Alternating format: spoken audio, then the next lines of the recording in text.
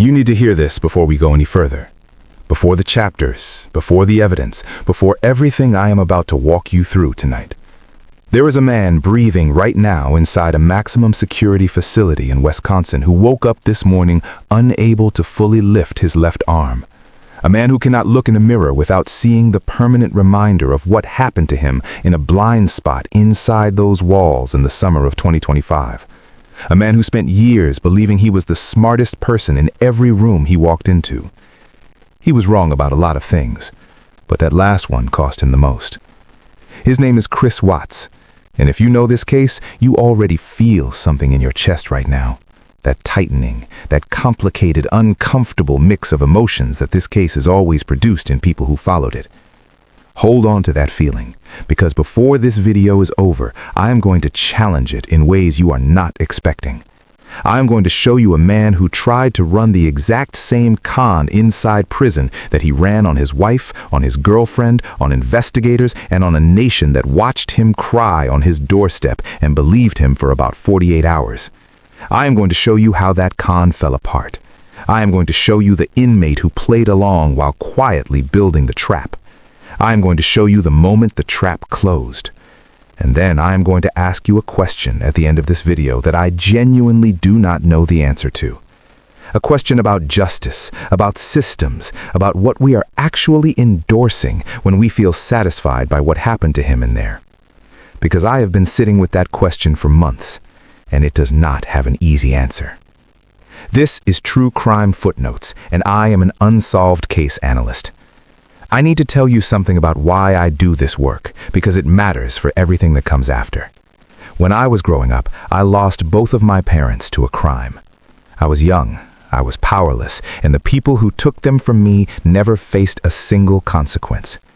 That case remains unsolved to this day. My parents have never gotten justice, not one day of it. And every single morning that I wake up and open my eyes and start researching a case like this one, I carry that with me. Cases like Chris Watts trigger something in me that I cannot fully explain to someone who hasn't lived it. Because when I see a family destroyed, when I see children who never got to grow up, when I see a killer walk through a system while victims become footnotes, something in me refuses to let it go. Something in me says that somebody has to stay in the room until the full truth is told. That somebody is me. And tonight, that work led me here. Before we go any further, I want to ask everyone watching to take just one moment. Say a prayer for Shanann Watts. Say a prayer for Bella. Say a prayer for Celeste. Say a prayer for the unborn son who never took a single breath outside his mother's body. And if you are generous enough, say a prayer for my parents too. If you believe in prayer, if you believe in justice, if you believe that victims deserve to be remembered, type Amen in the comments section right now. Let them know they are not forgotten. Now, let me tell you what really happened inside those walls. To understand what happened to Chris Watts in 2025, you have to go back to the beginning. Not to August 13th, 2018, not to the oil field, not to the interrogation room where he eventually broke. You have to go back further, back to who Chris Watts actually was before any of this happened. Because the man who tried to run a con inside a maximum security prison in 2025 is the exact same man who stood on that porch in Colorado and told a local news camera that he desperately wanted his family home. The exact same man. Same wiring, same instincts, same fundamental belief that he could look at any person, identify what they needed to hear, and give it to them convincingly enough to get what he wanted. Psychologists who studied his case after the conviction described something specific about the way Watts operated. Not loud, not demanding, not the kind of narcissism that announces itself, the quiet kind. The kind that sits across from you and mirrors your energy back so perfectly that you feel understood rather than managed. His coaches saw a dedicated athlete. His coworkers saw a team player. His neighbors saw a devoted family man. His mistress saw a man breaking free from a suffocating life, finally pursuing real happiness. His wife's family saw a slightly awkward but clearly loving husband. None of them were seeing the same person, because there was no single person to see. What there was instead was a mechanism, a human-shaped mechanism for identifying what each individual needed to believe about him and then constructing that version of himself on demand. Here is what makes this relevant to 2025. When Watts went to prison, that mechanism did not turn off. It did not recalibrate. It did not confront itself in the mirror and decide to become something different. It adapted. He began writing letters from prison almost immediately, not dozens, thousands, to true crime enthusiasts, to people fascinated by his psychology, to religious correspondents who wanted to guide him toward redemption, to people who simply wanted the strange thrill of connection with someone who had been on the national news. And here is the part that most people who followed this case do not know. He was not just passively receiving this correspondence, he was working it. He learned which categories of correspondence were most likely to send financial support. He learned what emotional language triggered continued engagement. He learned how to write about God and guilt and growth in ways that gave pen pals the feeling that they were the ones who had finally reached him, finally cracked the armor, finally gotten through. It was the porch performance, on paper, repeated thousands of times. By mid-2025, that network had generated enough commissary resources that Watts had more financial leverage inside those walls than most inmates in his custody classification could even imagine. And he decided to spend it. Wait, before I tell you what he decided to spend it on, I need to tell you about the man who was watching him, the man with the daughter. Because that is where this story turns into something completely different from what you are expecting. Stay right here. There are men inside maximum security facilities who have spent so many years reading other people that they have developed a kind of perception most of us will never access. Not intelligence in the academic sense, something older than that. Something forged in environments where misreading a person means not going home. One of the men in Chris Watts's unit was exactly this kind of person. He was in his mid-30s. He had come up hard, long record, long stretches inside. He was not, by any measure that the outside world would apply, a sympathetic figure. But he had a daughter. She was 7 years old when Bella Watts was murdered. Now I need you to hold that detail, because it is the load-bearing wall of this entire story. Everything that happens next, every twist, every consequence, every moment of what I am about to walk you through, it all pivots on that single fact. A father, a daughter the same age as a dead child, and a man coming toward him with money and a pitch. When Watts first made contact, the approach was calculated, almost corporate. He had identified this man and one other as having enough informal credibility in the block that their endorsement, or at minimum their neutrality, could shift the temperature around him. The offer was this: commissary transfers, funded through outside contacts in the pen pal network, in exchange for spreading a specific narrative. Not protection in the physical sense, something more sophisticated. Watts wanted them to circulate a story. He wanted the block to hear a version of events in which what he did to Shanann wasn't what the outside world called it. He wanted it framed as a man responding to a controlling, domineering relationship. He wanted it wrapped in the language of prison masculinity codes, the idea that there is a version of handling your household that falls within some warped interpretation of respect. He wanted to take the murders of a pregnant woman and 2 toddlers and repackage them as something the block could almost understand. That is who Chris Watts is. That is the depth of the mechanism. Now here is what the man with the daughter did when Watts made that pitch. He went completely, deliberately, surgically neutral. He nodded. He asked careful questions. He gave just enough to suggest he was being persuaded. He gave Watts what Watts needed in that moment, the impression of a man being won over.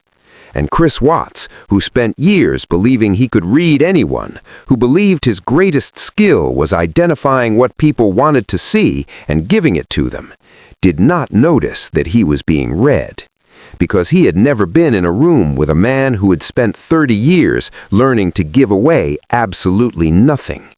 He thought he was the hunter. He was the prey. And the trap had just opened. Here is where I need you to subscribe before we go into what comes next, because where this goes is something I genuinely did not expect when I started researching this story, and I do not want you to miss the second half. If you are getting value from this kind of deep, sourced, fully built analysis, if this is the kind of content you have been looking for, hit that subscribe button right now. This channel is built on this work. Cases that deserve full examination. Stories that the mainstream news cycle drops and moves on from. I stay in the room. Subscribe now and let's keep going. Emboldened. That is the word I keep coming back to when I think about what happened next. Emboldened. Watts believed the first approach had worked. He believed the man with the daughter was coming around. He believed the commissary network was doing its job, that money was lubricating the social machinery the way it had always lubricated things for him in his previous life. So he escalated. And here is where Chris Watts, the man who calculated the murder of his entire family and executed it on a Monday morning before going to work, made the single most catastrophically miscalculated decision of his prison life. He went back to the same contact with a second proposal. There was another inmate in the unit, a black man connected to one of the block's gang-affiliated crews. This inmate had made no secret whatsoever of what he thought about Chris Watts. In the chow hall, in the yard, during movement, loudly, consistently, and repeatedly, he had called Watts exactly what Watts was, a man who killed his babies. In Watts's mind, this was a threat to his positioning, a public disrespect that, if left unanswered, would make everything else he was building collapse. He believed that if you let someone disrespect you openly and you do nothing, you become a target for everyone. He was not entirely wrong about that as a prison principle. But his solution revealed exactly how badly he had misunderstood every single thing about where he actually was. He asked for a hit. Not a killing, a serious beating, something that would send a signal, something that would demonstrate to the entire block that disrespecting Chris Watts had consequences. He described it, according to sources, with a kind of quiet excitement, like someone who had been running the numbers on a business problem and finally found the formula. He said, in approximate words, "Once they see I am not soft, they will back off. I flip this script now, and nobody touches me." He believed he was making a power move. He was signing a document. Now I need to pause here for a moment because this is the thing about covert narcissism that clinicians describe and that most of us struggle to fully absorb. It does not learn from failure the way most psychological profiles do. When something goes wrong for a covert narcissist, the internal narrative does not update to say, "I made a mistake and I need to recalibrate." The internal narrative updates to say, "The execution was flawed, but the strategy was correct. I need to push further. I need more leverage. I need to commit harder." Every escalation Watts made inside that facility was following the same internal logic that led to August 13th, 2018. The logic that said, "The problem is not my plan, the problem is that I have not implemented the plan completely enough." He pushed further. And while he was pushing further, the man with the daughter was already moving. What happened next did not involve guards, did not involve administration, did not involve any formal channel. It moved through the walls the way information always moves in those environments. Through silence, through eye contact across a room, through a word in passing during programming that contained an entire paragraph of meaning. The man with the daughter did not tell anyone that Watts had commissioned a hit. That framing would have been too simple, too prosecutable, too easy to dismiss or minimize. Instead, he passed a different story. He told the rival crew's people that Watts was playing both sides, that Watts had approached white-affiliated associates with a particular pitch, while simultaneously reaching out in directions that created risk for the rival crew's people, that his entire operation was personal gain disguised as alliance building. He handed the bloc a reason to respond that had nothing to do with what Watts had done to his family. Because in prison politics, crimes against your family might generate contempt, but crimes against the bloc's internal economy of trust generate something else entirely, something that requires a response. He gave them the knife. Here is something about prison justice that almost no one on the outside fully grasps. It does not announce itself. There is no dramatic confrontation. There is no cinematic buildup. There is no moment where someone delivers a speech and the crowd falls silent. It is administrative, quiet, patient, and when it finally arrives, it arrives in a moment so brief and so contained that if you were not already watching for it, you would not even know it happened until it was over. For Watts, the weeks after the man with the daughter passed information were a slow, escalating series of events that probably did not even register as coordinated at the time. He was tripped in the day room, a stumble. Nobody looked up. He ended up with burn injuries near the showers. Hot water, minor scuffle, de-escalated quickly, nothing documented as an assault. His rec time started disappearing. Not officially taken away, but snitch rumors had begun to circulate about him through the block. He was not snitching. There is a dark irony in that, given who we are talking about, but the rumor did not need to be true. It needed to be said enough times by people with enough informal weight that the decisions about his movement and scheduling quietly went against him. His circle was shrinking. His resources were becoming less effective. The men he had spent months cultivating were becoming unavailable, non-committal, distant in the specific way that people inside those environments become distant when they have already received a message you have not heard yet. Watts began to show cracks. The source described what people in prison culture call loud quiet, the state of a person who has stopped speaking but whose body has become its own announcement. Shoulders up, head slightly down, eyes moving too much, the constant low-grade vigilance of a person who has stopped trusting their environment. He had stopped manipulating and started surviving. And here is the cliffhanger I'm going to leave you with for exactly 30 seconds. The moment that everything I have described, the plan, the escalation, the trap, the slow closing of the walls, actually arrived. It happened during a routine group movement. It lasted less than 90 seconds, and when it was over, Chris Watts was on the floor in a blind spot where no camera captured the full sequence, unable to get up under his own power. What happened in those 90 seconds and what it left him with permanently is what I am about to walk you through right now. If you are still here, if this is hitting the way I think it is hitting, this is the moment where I need you to do something real for this channel. Not for an algorithm, for the work itself.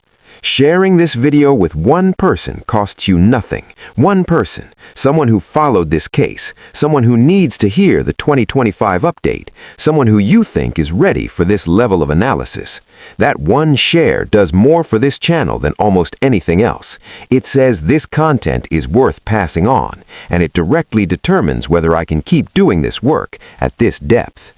Share it right now, and let's get to the moment of reckoning. Prison facilities have blind spots. This is not an accusation. This is not a conspiracy. It is a simple structural reality of buildings that were not designed for perfect omniscience, run by staffing levels that make true continuous monitoring impossible, in an environment where hundreds of people have spent years mapping exactly where the coverage ends. During a routine group movement, the kind that happens multiple times a day, inmates moving from one area to another in clusters, guards managing flow rather than watching individuals, Watts was walking in a group. Somewhere in that movement, the group became a convergence. It was not spontaneous, it was coordinated, not loudly, not chaotically, with the quiet precision of people who had been inside long enough to know exactly how much time they had, exactly where the coverage ended, and exactly what needed to happen in the space between. Socks loaded with batteries and combination locks. For anyone unfamiliar, this is a devastatingly effective improvised weapon that has been used in prison facilities for decades. The impact force is extraordinary. The implement leaves no trace. The socks come off, the batteries and locks scatter or pocket, and what investigators find is a man who apparently went down hard during a movement. Nothing to prosecute, nothing to name. Nobody saw anything. The beating was not frenzied, it was targeted, specific, the kind of thing that communicates not just force, but intent. Ribs, broken. Facial bones, fractured. Cheekbone, orbital socket around the eye. Left arm, permanent nerve damage, the kind that does not heal, the kind that Watts will carry for the rest of his life, a daily, physical, unignorable reminder of 90 seconds in a blind spot in the summer of 2025. He did not die. That was intentional. Death brings investigations, federal involvement, media attention, lockdowns, misery for everyone in the facility. Death is bad for business in every direction. What they gave him instead was permanent, a survival that costs more every single day than dying would have. He was moved to long-term medical segregation, isolated beyond what he had already been. The pen-pal network disrupted, the commissary resources cut off. The carefully constructed image of a man in quiet spiritual recovery, the image he had been building for public consumption across thousands of letters, collapsed completely into the reality of what he had actually been doing with the resources that image generated. The protection plan was gone. The narrative he had tried to purchase was gone. The two associates who were supposed to be his infrastructure had gone silent. The man with the daughter went back to his cell and resumed his life. And Chris Watts lay in a medical unit with broken bones, nerve damage, and the wreckage of the only strategy he had ever known how to use. Now I need you to sit with something for a moment, because this is the part of the story where I have to be honest with you about my own reaction when I first put all of this together. My first instinct was satisfaction. I will not pretend otherwise. Given everything I have told you about myself, about my parents, about what it means to watch perpetrators escape accountability while victims wait for justice that never comes, my first instinct when I finished building this timeline was something that felt like relief, like the universe had briefly corrected itself. But then I sat with it longer, and I started asking the harder question, the one I promised you at the beginning. What happened to Chris Watts in those 90 seconds will never be prosecuted. No formal charges, no trial, no named perpetrators, no documented assault. Paperwork will describe an incident. A segregation placement will be noted, and then the file will close and the facility will continue operating, and nobody outside those walls will ever know the full detail of what occurred. I want you to think about what that means, not just for Watts, for the system itself. We built these facilities, every single one of us who pays taxes, who votes, who participates in this society. We built these places, and we fund them, and we send people into them, and then we collectively decide not to look at what happens inside. That decision does not only affect people like Chris Watts, it affects every person inside those walls. The person who made a terrible mistake at 20 and genuinely becomes someone different at 40. The person who is months from release and could rebuild a life if they survived long enough to do it. The person whose case had evidence problems that nobody ever properly examined. The invisibility that gave the block the space to do what it did to Watts, that same invisibility covers everyone else too. I am not asking you to feel sympathy for Chris Watts. I am asking you to notice what it means when we outsource justice to a system we refuse to see. Because I have spent my life watching what happens when justice gets outsourced and made invisible. My parents are still waiting. There is a case file somewhere with their names on it that has not been meaningfully touched in years. There are people who know what happened, who have never been asked the right questions. There is a family, me, that has carried this for decades without resolution. I do this work because I believe in the version of justice that happens in the open, that gets documented, that gets examined, that gives victims, real victims, not institutional outcomes, something they can point to and say that is accountability. What happened in that blind spot is something else. I am not going to tell you what to call it. That is genuinely yours to wrestle with. What I will tell you is this. Shanann Watts was 34 years old. She was creative, driven, deeply loving, and 3 months pregnant when her husband decided she was a liability. She was building a business to help support a family that she believed in with her whole heart. She was fighting for a marriage that her husband had already buried in his mind while she was still trying to save it. Bella was 4 years old. Celeste was 3. Nico never took a single breath outside his mother's body. They did not get 90 seconds of pain followed by a medical ward. They got nothing. Their futures were taken before they had the chance to understand what a future even was. Nothing that happened to Chris Watts in 2025 gives those futures back. Not one day, not 1 hour, not one morning of Bella waking up excited about something small and beautiful that 4-year-olds get excited about. And I think about that every single time I open a case file. I think about my parents. I think about the gap between what happened and what was supposed to happen. I think about the distance between violence and justice and how enormous that distance almost always is. This work is hard. I will not pretend otherwise.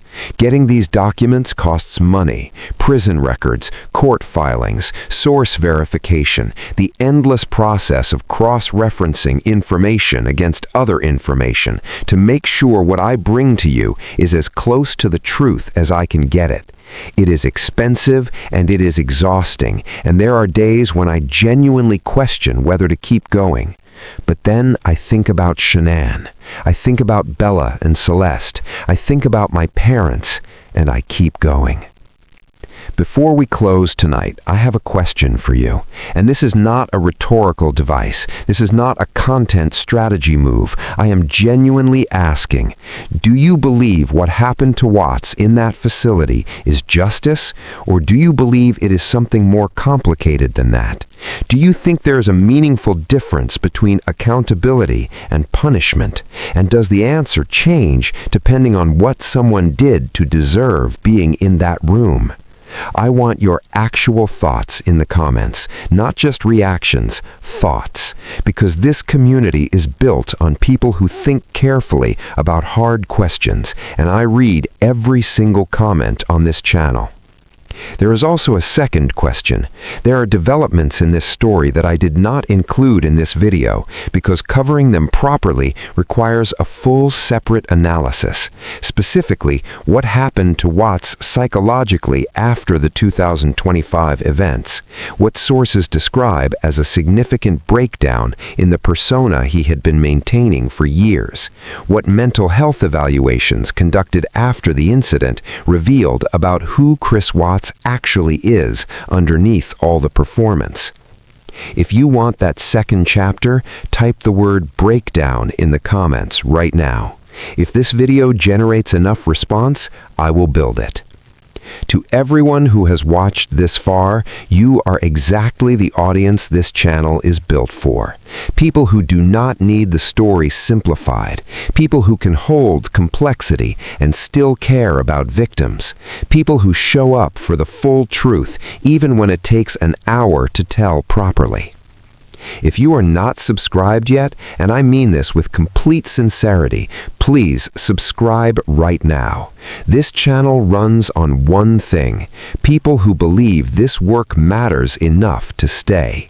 Every subscriber is a signal that I can keep doing this at this level, that I do not have to cut corners or chase trends or turn these stories into something they are not.